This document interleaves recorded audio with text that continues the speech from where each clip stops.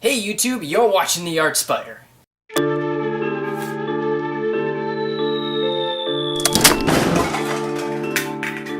Hey guys, I'm Chris, and today we're going to be learning about how to do watercolor birds and hearts. It's kind of similar to one of the coloring sheets that I posted earlier. It's a fairly simple thing to do, and it includes drawing and a little bit of watercolor painting. We're going to learn the basics about watercolor today. So if you like, follow along. If you like what you see, like or subscribe. Okay, now before you begin, you're going to want to get two different size paintbrushes. I've got one bigger and one smaller. Smaller helps me get into some of the smaller details, and the bigger one lets me cover ground a lot faster. You're going to want to have a pencil. Any regular pencil works. You're going to want to have a thicker sheet of paper. If you have the thin stuff, it tends to bend and bow and it gets a little weird. You're going to want to have some watercolors and a container for washing your paintbrushes in. I like to use my mugs from when I did pottery class. Now we're going to start out by doing the eyes.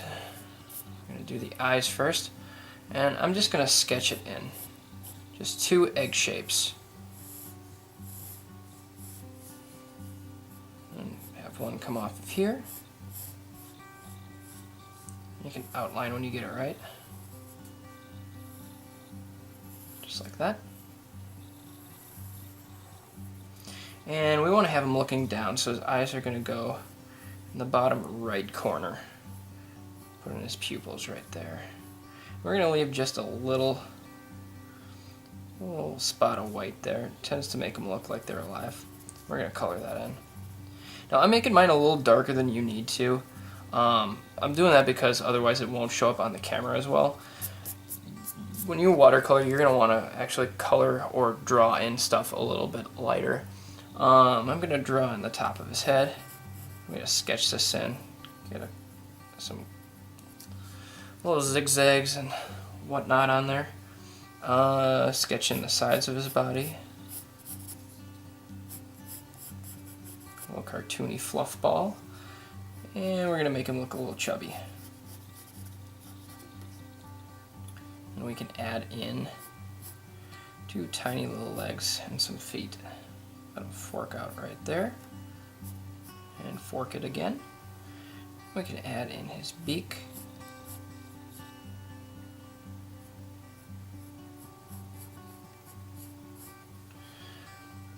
And let's add some little wings. Just going to add to the cartooniness of it. And there's going to be a little birdie right over here.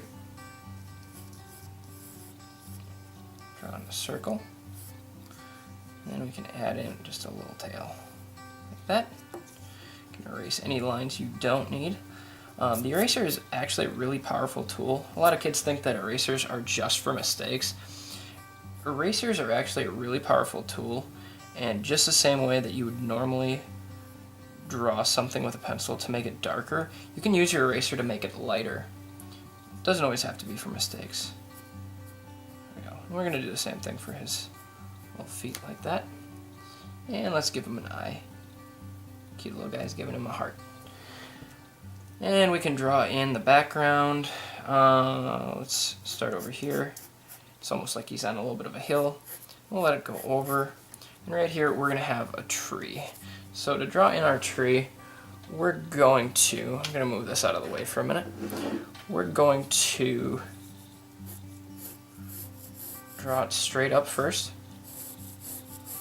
and we're going to have a branch come out, and we're going to let it split up just a little bit, and we're going to decide where we want it to end. I think I want it to be about that thick. It's going to fork out this way. Remember, trees get smaller as they go out, they never get bigger. Try to think about a tree branch supporting the weight of a trunk. If it's that thick, it's not going to support something that's that thick. So tree branches only get smaller as they go higher. And we can make it fork out a little bit over here too. Let's do that. We can erase that. And we'll do the same thing to this one. Just like that. And actually, let's have it go to a point on all of those.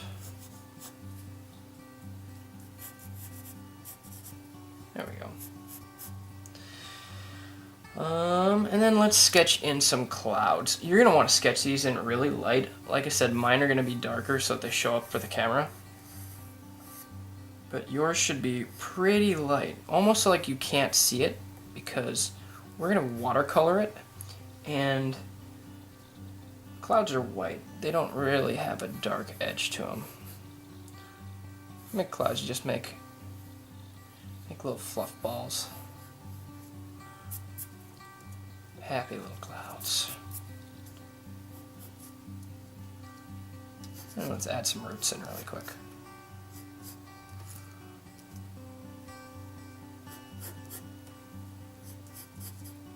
You can let stuff go off the page. It's actually a good thing. You want to have things go off the page, because otherwise the picture doesn't look as interesting. We're going to draw two little birdies up in the tree too. Draw a circle, draw another circle. We can add the heart right in between them. Add in the beaks. And then we can draw in their little tails. Just like that. It's like a drop of water. And then let's give them an eyeball and some feet.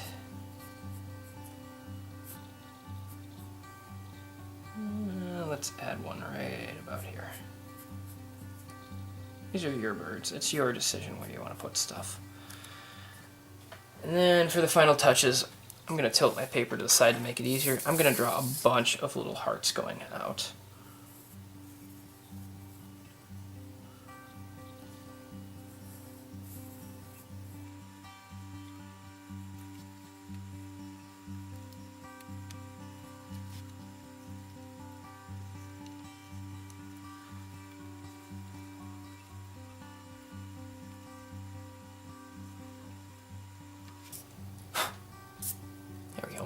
And like I said, it's definitely okay to have stuff go off the page.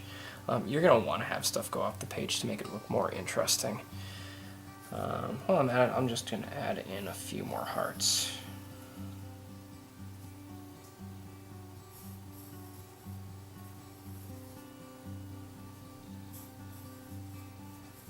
There we go. Now we're going to start watercoloring. So this is a part where you're going to need your paints and your water. And what I like to do is I like to start painting in some of the smaller things first that we're going to want to let dry. So my little birdie, I'm going to make him yellow. I'm just going to get my paints wet here. Just tickle it.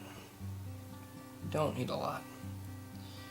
You're going to need some water at first to get them started, but you really don't need all that much. I might actually have too much. I'm going to blot it off on my paper towel. There we go. Just spread it around. Watercolors are unique because you have to work in layers. You can't really erase a mistake, but you work to make it darker.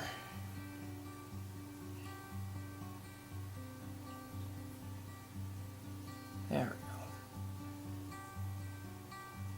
go. I'm going to paint in the little heart for him. Let's do that. That should be enough. The more water you add to your red, the more it's going to turn kind of a pinky color. Now, if you made a mistake like I did, what you can do is you can take the corner of your paper towel and you can just let it soak up the water. Because you really don't want to have a ton of water there for some of the smaller areas. And we can add just a little bit up here.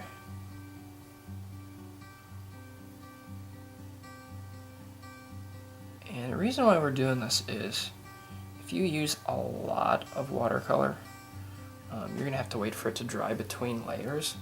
Otherwise, what will happen is the colors will start to bleed together, and you don't want that to happen. So I'm gonna paint the rest of it, and I'm just gonna let the camera speed it up. That way you guys can follow along, pause as you need to.